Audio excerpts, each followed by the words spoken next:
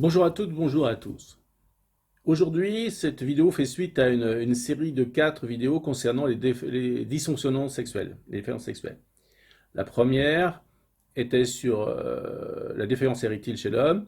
Celle-ci sera sur l'éjaculation précoce. Alors, je vais vous expliquer comment ça se passe, qu'est-ce que l'homme perçoit, qu'est-ce qu'il ressent et pourquoi et d'où vient cet handicap, cette souffrance de l'éjaculation précoce. A tout de suite.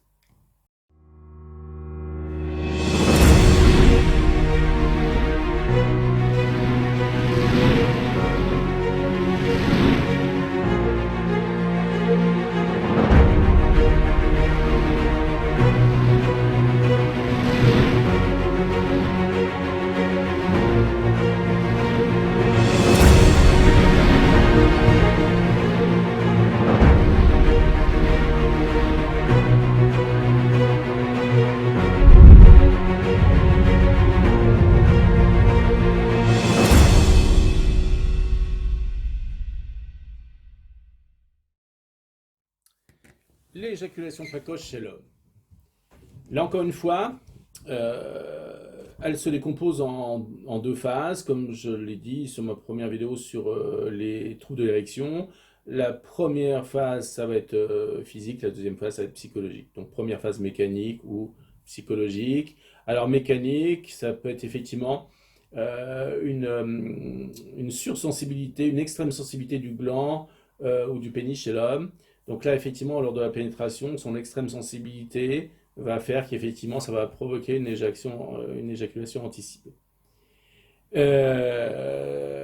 peut y avoir aussi des causes d'étroitesse et encore une fois du partenaire qui peut effectivement aussi, dans ce cas-là, eh bien, engendrer l'éjaculation précoce. Pour tout le reste, on va dire que c'est d'origine psychologique.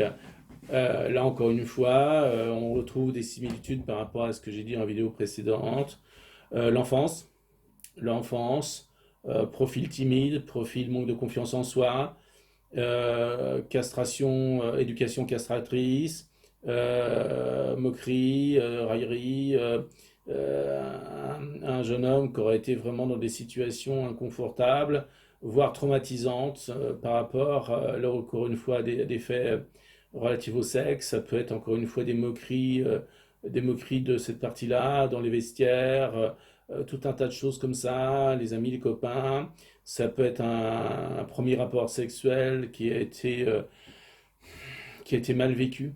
Là encore une fois aussi, ça peut être une mauvaise éducation sexuelle, mécompréhension de cela. Ça peut être aussi comment dire, du dénigrement. On voyait souvent cela aussi. On voit ça sur certaines familles où le sexe est tabou, on ne doit pas le faire, on ne doit pas en parler, c'est sale. Donc là, ça va plutôt concerner des femmes souvent, parce que, encore une fois, d'une manière ancestrale, on protégeait la femme du rapport sexuel parce qu'elle pouvait avoir un enfant. L'homme était passé un petit peu plus, on était moins inquiet de ça, mais là, encore une fois aussi, il peut y avoir, encore une fois, des parents qui ont un problème avec le sexe et qui vont transmettre ça à leur enfant, leur disant que c'est sale, que c'est pas bien, etc. Donc ça va créer, là encore une fois, un trauma qui va effectivement engendrer potentiellement une éjaculation précoce plus tard à l'adolescence et à l'âge adulte. Pour le reste, c'est pareil. Donc, de ce profil, souvent, c'est ce profil-là, hein. Donc, ce profil de manque de confiance en soi, de timidité, d'introversion, voilà. Le souci, encore une fois, la peur de mal faire. Ça peut être aussi un apprentissage sexuel seul. Encore une fois, beaucoup de jeunes hommes vont commencer à découvrir leur anatomie, vont commencer à se masturber tout seuls dans leur chambre, par exemple. Et bien, le fait de vouloir faire vite pour pas être surpris d'activer la mesure pour effectivement ne pas être surpris par les parents ou par les frères, les sœurs. Donc effectivement, se coaster un petit peu, faire ça en douce, discrètement, vite fait, pour avoir le plaisir de l'éjaculation, mais que ça soit vite fait pour ne pas être surpris. Alors ça crée un ancrage. Je vous disais l'ancrage, je ferai une vidéo sur les ancrages. Là, encore une fois, un ancrage cérébral par rapport au subconscient. C'est le subconscient qui enregistre un ancrage. Donc là, en fait, l'adolescent qui va faire cette masturbation va ancrer dans son cerveau, son subconscient qu'il faut faire vite pour ne pas être surpris parce que c'est pas bien, c'est quelque chose de qu'on ne doit pas montrer, qu'on ne doit pas faire. Là, encore une fois, la masturbation est quelque chose de tout à fait naturel. On ne doit pas se cacher, on ne doit pas avoir honte de se masturber, parce que voilà, un homme qui n'a pas assez de rapports sexuels va se créer des troubles de l'érection et éventuellement éjaculation précoce. Donc, effectivement, un homme, c'est tout à fait mécanique, a besoin de rapports. Donc, bon, bah voilà, c'est une femme aussi, hein, attention, hein, là on parle d'hommes, mais on parlera des femmes dans d'autres vidéos. Donc, là encore une fois, c'est quelque chose de normal, de naturel, il n'y a pas à s'en cacher. Alors, après ça, effectivement, une suractivité de ce phénomène devient inquiétant. Attention, hein, encore une fois, il y a deux poids, deux mesures entre avoir besoin d'avoir à se masturber ou se faire plaisir et passer son temps à ça. Vous avez compris, on n'est pas en train de traiter de ces problèmes-là. Donc, là encore une fois, donc ce côté stressant, angoissant, anxieux par rapport au plaisir, à avoir ce plaisir rapidement, parce qu'en fait le cerveau a ancré que c'était agréable, donc il veut l'avoir vite. Il veut l'avoir vite, ce plaisir, il veut qu'il vienne vite. Donc votre subconscient, à chaque fois que vous avez un rapport sexuel avec quelqu'un, homme ou femme, va vouloir vite ce plaisir qui monte, donc du coup, éjaculation précoce, donc effectivement vous êtes servi. Mais du coup, en fait, ça gâche tout parce que, en fait, on n'y prend pas le plaisir qu'on devait prendre. Il est divisé par 75%. Parce que l'éjaculation précoce, en fait, une partie de nous a envie que ça aille vite, inconsciente, et une partie de nous a envie que ça dure pour y prendre un plaisir beaucoup plus légitime. Donc, en fait, c'est frustrant. Donc là où on croit qu'on a un plaisir rapide, en fait, finalement, ça devient un gros problème frustrant, parce que du coup, on n'a pas le temps de savourer, on n'a pas le temps d'échanger.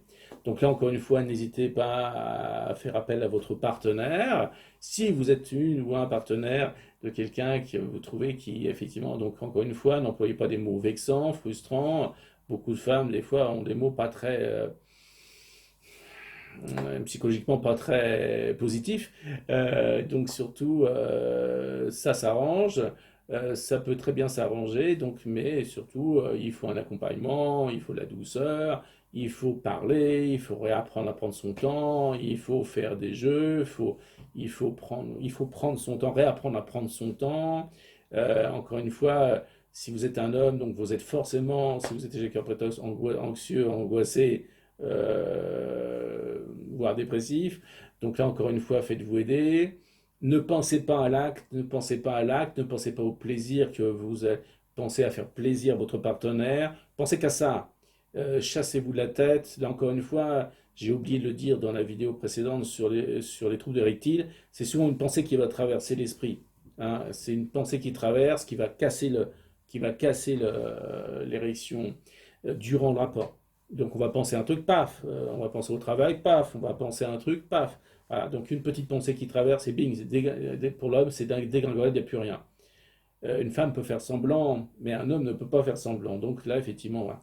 Donc, concernant l'éjaculation précoce, c'est un peu pareil. Chassez-vous la tête de toutes ces pensées, ne pensez qu'à donner du plaisir, et rappelez-vous encore une fois, vous n'avez pas que votre pénis pour faire plaisir à votre partenaire. Il y a tout un tas de moyens de lui faire plaisir, de lui apporter du plaisir. Donc, utilisez tous ces moyens. Retardez le plus possible la pénétration, prenez le temps de lui faire découvrir tout un tas de choses, etc., etc. Et prenez aussi, faites-vous aider, et avec votre partenaire, échanger certains, voilà, que ce soit des fellations, que ce soit différentes choses, encore une fois, prévenez quand ça risque d'arriver pour que la personne ralentisse ou arrête, passe à autre chose. N'hésitez pas, voilà, de manière à informer la personne où vous en êtes pour justement, voilà, c'est un réapprentissage. Il faut réancrer au niveau cérébral la confiance en soi par rapport à l'acte, la possibilité d'aller plus loin, etc. Donc, encore une fois, bienvenue au cabinet, bienvenue si jamais vous avez besoin d'aide concernant cette souffrance-là. Je sais ô combien, concernant les hommes, à quel point ça peut être difficile d'en parler. Vous voyez, on peut en parler sans aucun tabou. Encore une fois, le sexe n'est pas un tabou, on peut en parler librement, on doit en parler librement autour de nous, à nos enfants aujourd'hui. J'ai une éducation, moi, où effectivement on ne parlait pas de tout ça, on ne disait rien du tout. Et croyez-moi, aujourd'hui, si vous êtes parents, parlez de sexualité à vos enfants naturellement, en leur disant encore une fois, bien sûr, ce qui est bien, ce qui est respectueux, etc., etc. Et surtout, éloignez vos enfants de toutes ces violences sexuelles que l'on peut voir sur sur les réseaux sociaux. Faites attention, surtout mettez aussi des codes parentaux sur les téléphones portables, sur les tablettes, parce que croyez-moi, souvent les femmes sont victimes de violences parce qu'en fait c'est banalisé et les enfants ont accès à des choses qui ne... Voilà. Donc surtout, bien encore une fois, éduquer ses enfants, parler de la sexualité, leur dire ce qui est bien, ce qui n'est pas bien, ce qui peut arriver, que c'est pas grave. Là encore une fois, qu'ils rentrent pas dans leur sexualité avec des peurs. Voilà. Donc surtout prévenez-les, informez-les, servez-vous. J'espère que les vidéos que je fais vont vous servir peut-être à dialoguer avec vos enfants pour dire c'est pas grave, si tu vis ça c'est pas un souci, il faut en parler, c'est pas grave, c'est quelque chose de ponctuel et de passager. Voilà. Prenez soin de vous, veillez sur vous et je vous dis à très bientôt. Au revoir.